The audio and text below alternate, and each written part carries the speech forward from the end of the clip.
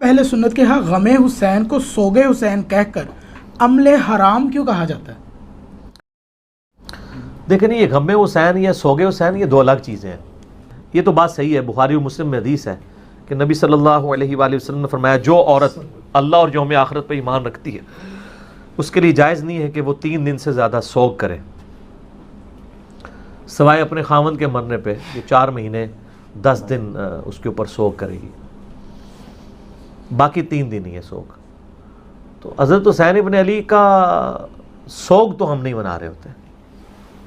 غم حسین بالکل الگ چیز ہے. غم حسین تو آج سے 1400 سال پہلے جس طرح تازہ تھا آج اس سے زیادہ تازہ ہے، کیونکہ وہ تازگی جو تھی نا ایک خاص ایریے تک تھی، پھر آہستہ آہستہ آہستہ آہستہ پھیلی. تو وہ غم حسین والا جو معاملہ ہے نا، غم حسین بالکل ڈیفرنٹ چیز ہے. اس میں اکثر یہ بات کرتا ہوں کہ صحیح بخاری میں قتل حمزہ والا چیپٹر آپ نکال کے دیکھیں.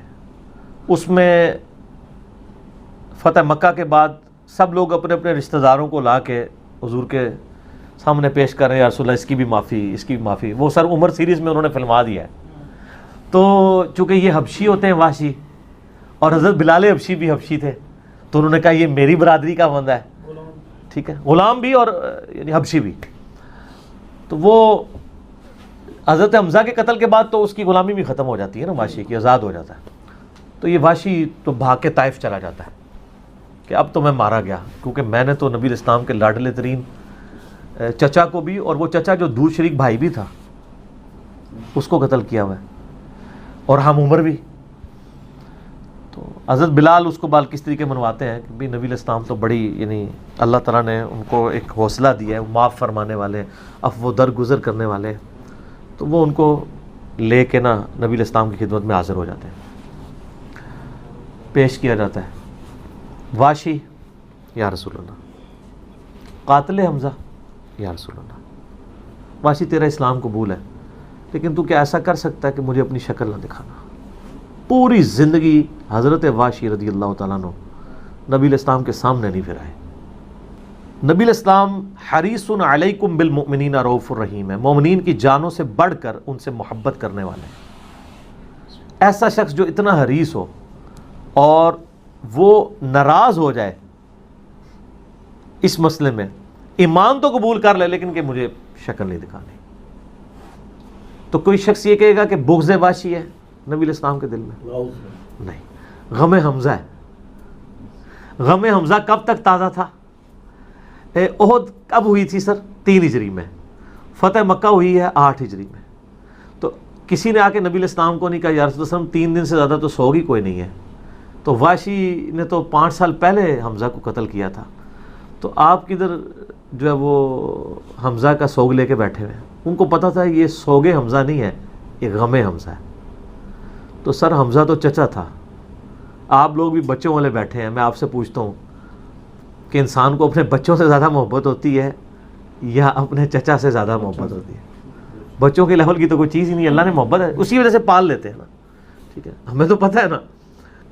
تو اب ذرا آ جائے کہ یہ جو جن لوگوں نے حسن ابن علی کو زہر دیا، حسین ابن علی کو شہید کیا، علی ابن ابی طالب کو پوری زندگی سکون سے نہیں رہنے دیا، ان لوگوں کے بارے میں نبی صلی اللہ علیہ وآلہ وسلم کا ایٹیچیوڈ کیا ہوگا؟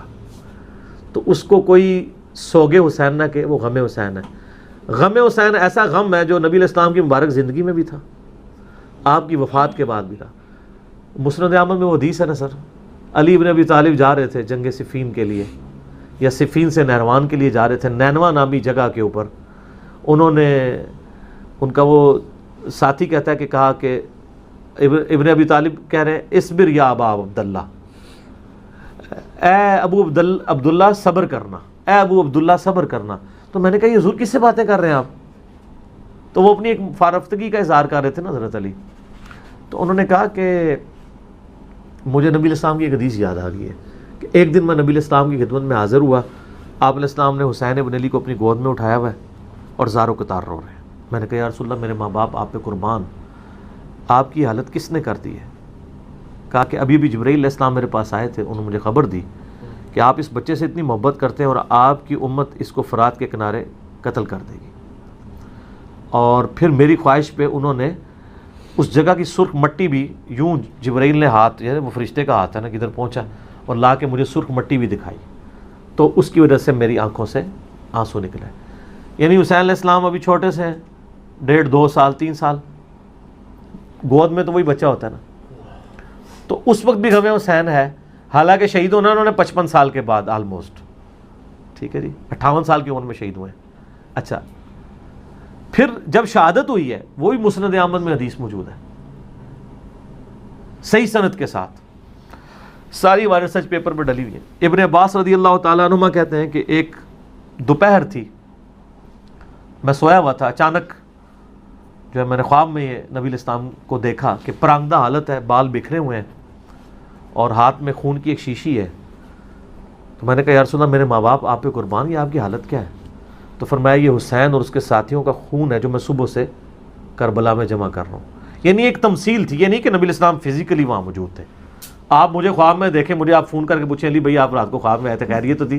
تو میں کہوں یار مجھے تو نہیں پتا، وہ اللہ تعالیٰ دکھاتا ہے، وہ ایک محکمہ ہوتا ہے خواب کا. اس سے جو بریلویوں نے اور آپ کے شیعہ کے یہاں جو ایک عجیب چیزیں بنا لی ہیں، وہ یہ اللہ کا ایک لالا سے محکمہ ہے کہ وہ تمثیلی چیزیں دکھاتا ہے.